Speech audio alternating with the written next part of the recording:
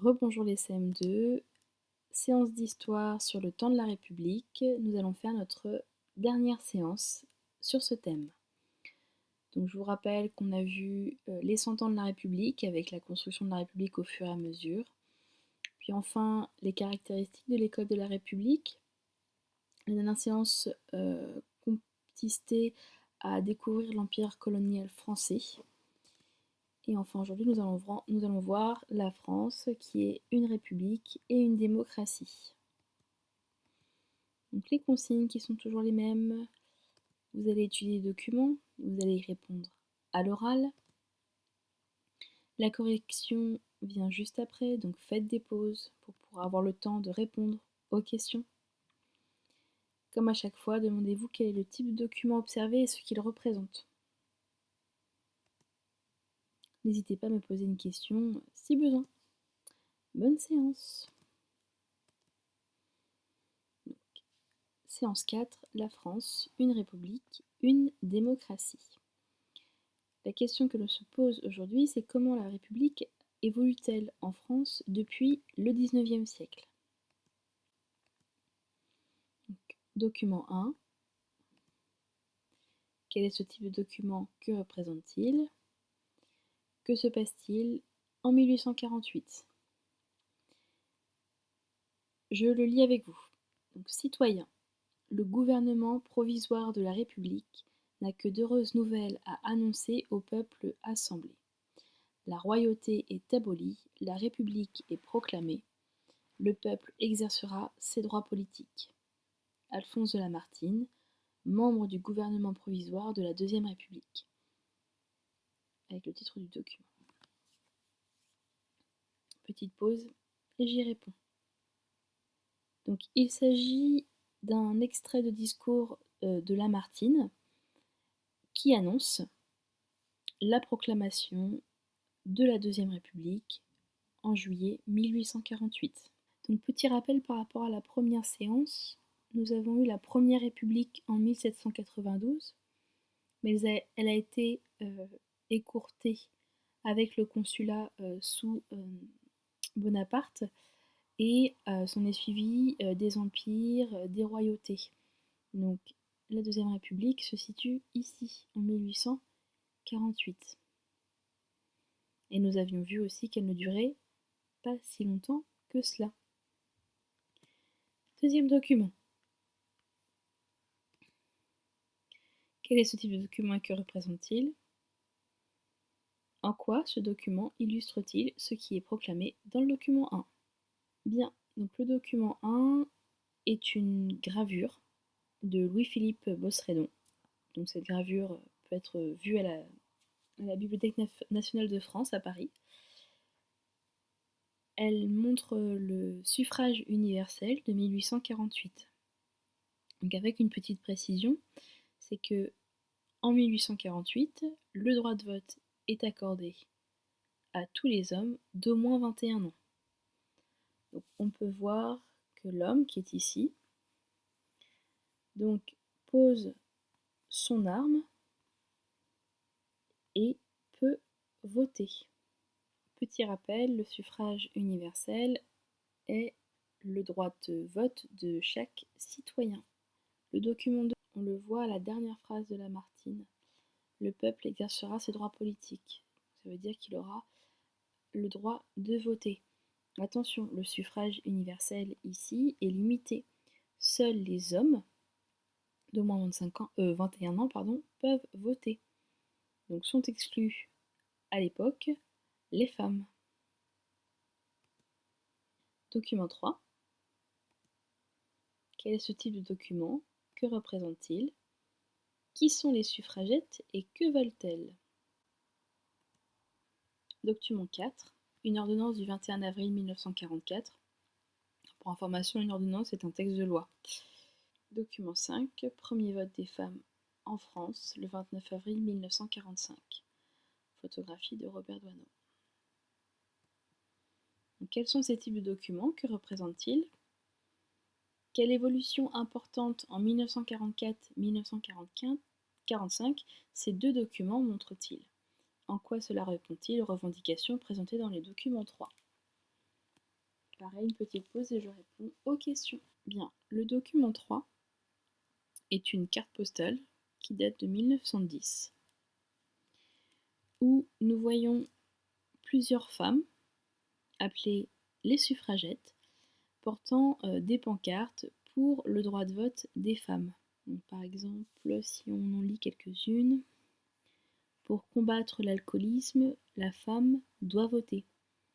Pour protéger les mères, la femme doit voter. La femme doit voter 2 fois pour empêcher la guerre, pour défendre la famille, pour lutter contre l'immoralité. Donc ce sont tous les arguments que ces femmes ont pour faire valoir le droit de vote aux femmes. Et donc on les appelait les suffragettes.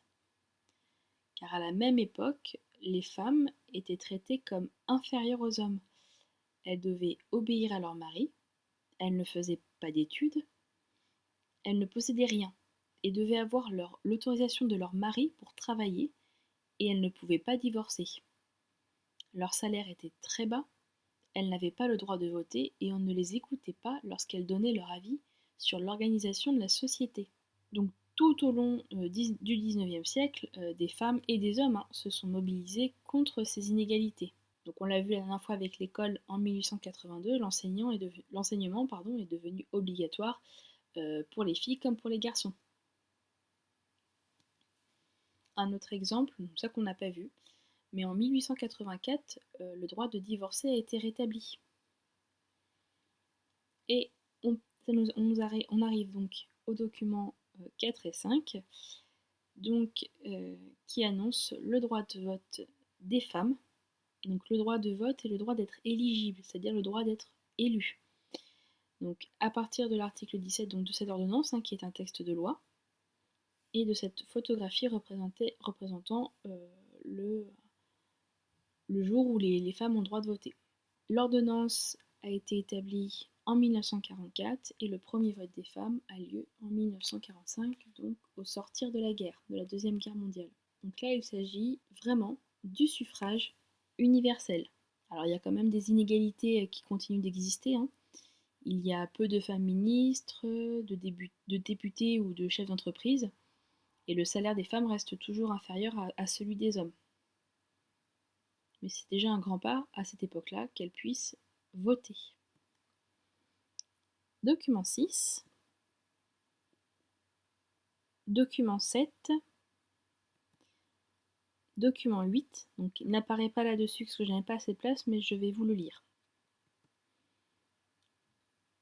Document 9. Quels sont ces types de documents et que représentent-ils? Dans le document 6, dans quel domaine la Troisième République fait-elle progresser la liberté en France? Dans les documents 7 et 8, qu'est-ce qui est créé en 1945 et pour quelles raisons? Et dans le document 9, relève les termes qui qualifient aujourd'hui la République. Nous allons lire ensemble le document 6. 1881, loi du 30 juin sur les libertés de réunion. Les réunions publiques sont libres. 1881, loi du 29 juillet sur la liberté de la presse. L'imprimerie et la librairie sont libres. Tout journal ou écrit périodique peut être publié sans autorisation préalable. La diffusion des journaux est libre. 1901, loi du 1er juillet relative aux contrats d'association. Les associations de personnes pourront se former librement, sans autorisation ni déclaration préalable. 1905, loi du 9 décembre concernant la séparation des églises et de l'État. La République assure la liberté de conscience. Elle garantit le libre exercice des cultes. La République ne reconnaît, ne salarie, ni ne subventionne aucun culte. Donc, observez aussi le document 7. Je vous lis le document 8. Donc c'est l'article 1er d'une ordonnance du gouvernement provisoire de la République française du 4 octobre 1945. portant sur l'organisation de la sécurité sociale. Donc, article 1. Il est institué une organisation de la sécurité sociale destinée à garantir les travailleurs et leurs familles contre les risques de toute nature, susceptibles de réduire ou de supprimer leur capacité de gain à couvrir les charges de maternité et les charges de famille qu'ils supportent. Document 9. La France est une république indivisible, laïque, démocratique et sociale. Elle assure l'égalité devant la loi de tous les citoyens sans distinction d'origine, de race ou de religion. Elle respecte toutes les croyances. Une petite définition de la République indivisible. Donc, cette expression signifie que la loi est la même pour tous sur l'ensemble du territoire de la République qui ne peut être divisée. Le document 6 correspond à différentes lois qui ont été promulguées sous la Troisième République. Nous voyons aussi une illustration de la Chambre des députés parue dans le Petit Journal. Donc ces lois sont assez nombreuses. Retenons donc qu'il y a de nouveau, la liberté de réunion et d'association. Une loi qui est réinstaurée, qui avait été promulguée sous la Révolution française, mais qui avait été abrogée, est la loi sur la liberté de la presse. Et une loi très importante, la loi de 1905, qui concerne la séparation de l'Église et de l'État. Donc la République fait progresser la liberté en France dans le domaine privé et public. C'est-à-dire que le domaine privé, on a le droit d'avoir la religion de son choix ou de ne pas en avoir. On a le droit aussi de s'exprimer à travers la liberté de la presse. On a le droit de se réunir et de créer des associations, quels que soient les principes de ces réunions et associations. Donc on peut noter que les députés de cette Troisième République ont voté des lois qui ont accordé des libertés importantes aux Français. Ils ont obtenu la liberté de penser, donc le fait d'avoir ses propres opinions, la liberté d'expression, donc pouvoir les dire et les écrire au travers de la liberté de la presse. C'est à ce moment-là aussi que les journaux se sont multipliés. Les Français ont également obtenu la liberté de se réunir et de créer des associations et des syndicats. Donc c'est en cela que la France devient une véritable démocratie. Démocratie, c'est vrai que je ne l'ai pas rappelé, hein, c'est le pouvoir par le peuple et pour le peuple. Et concernant donc la loi de 1905, hein, qui est très importante, la Déclaration des droits de l'homme et du citoyen donc de 1789, qu'on avait vu au début de l'année, proclamait la liberté pour chacun de choisir sa religion. Et cette liberté est confirmée en 1905 par une loi qui a mis fin à l'alliance entre l'Église et le pouvoir. C'est-à-dire que l'État est devenu laïque. Depuis, l'État ne soutient plus aucune religion. Et la laïcité protège chacun dans sa liberté d'avoir des croyances et de pratiquer la religion de son choix, ou de n'en pratiquer aucune, comme je le disais tout à l'heure.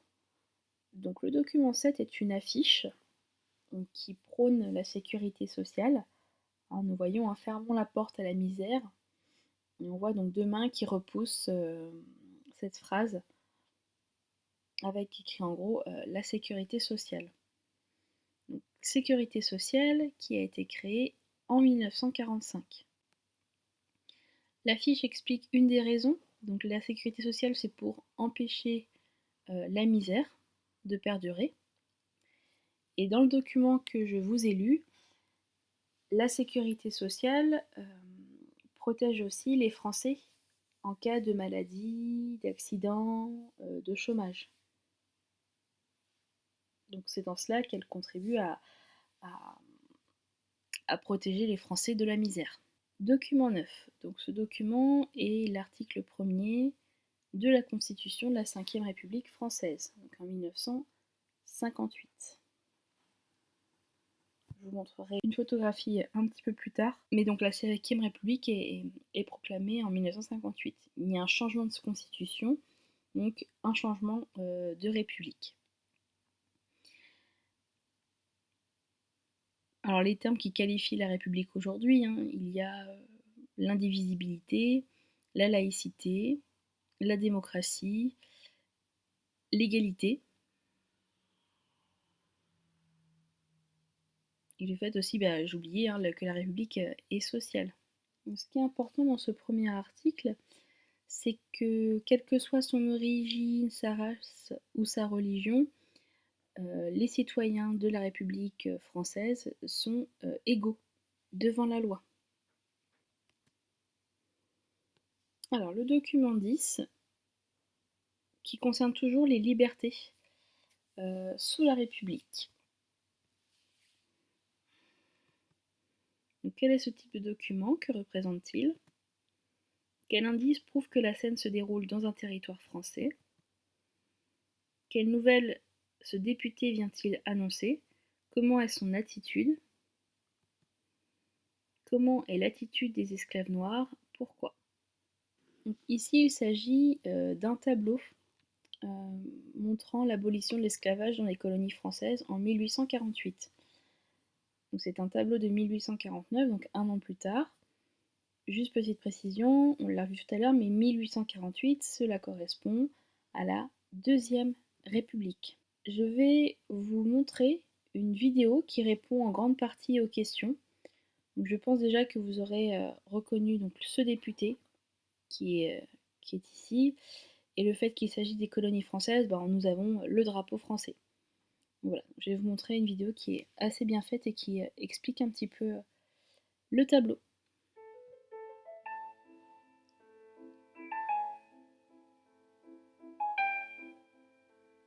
Exécutée en 1849, cette très grande peinture de François Biard de 260,5 cm sur 392 représente la proclamation de l'abolition de l'esclavage par le gouvernement provisoire de la Seconde République, le 27 avril 1848.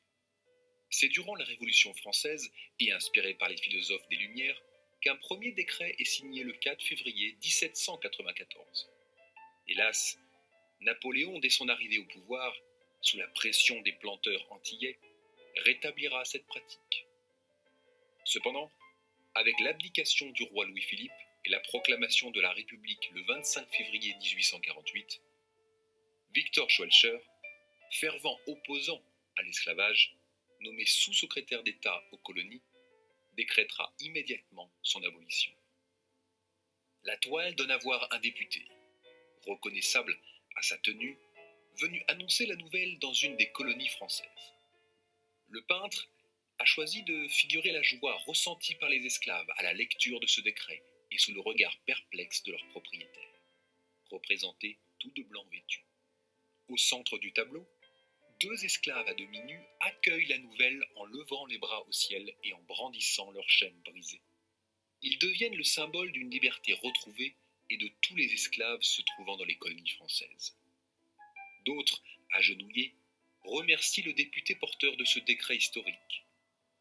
La composition adoptée crée un parfait contraste entre la liesse des esclaves d'un côté et l'attitude solennelle des officiels. Le paysage tropical, presque stéréotypé, ne nous permet pas d'identifier un lieu en particulier.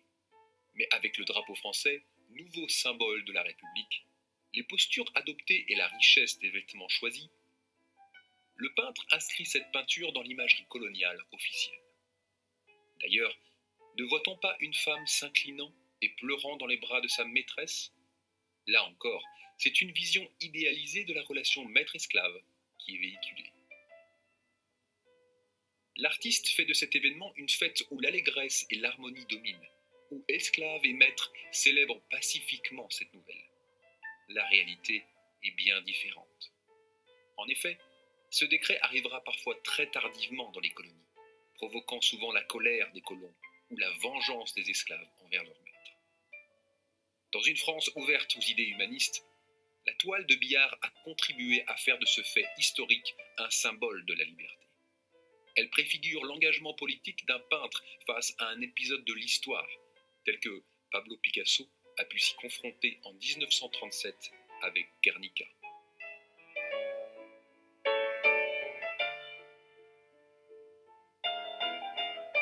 9 autres tableaux de la collection composent cette exposition permettant d'en savoir plus sur la construction de la République française.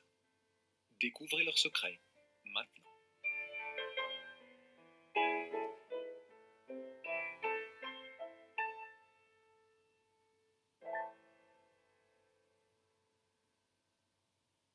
Donc, après cette vidéo, n'oubliez pas les enfants quand vous étudiez un document qu'il y a aussi ce que l'auteur, le peintre, veut nous montrer, mais ce ne correspond pas forcément à la réalité des faits.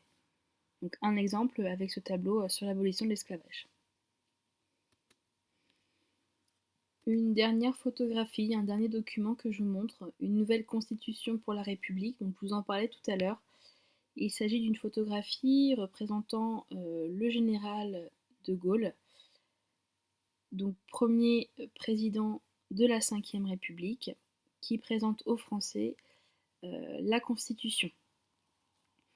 Donc son discours est assez connu, assez célèbre, et cette photo également, car on le voit, les bras, ses bras forment un V, comme pour le 5 en chiffre romain de la Ve République. Voilà. Et il décide également aussi, ce que j'oubliais, c'est qu'il décide de présenter cette nouvelle constitution aux Français, donc qui vont voter soit pour, soit contre, le 4 septembre 1958 à Paris, donc place de la République, et ce jour est le jour anniversaire de l'instauration de la Troisième République, donc, le 4 septembre 1870.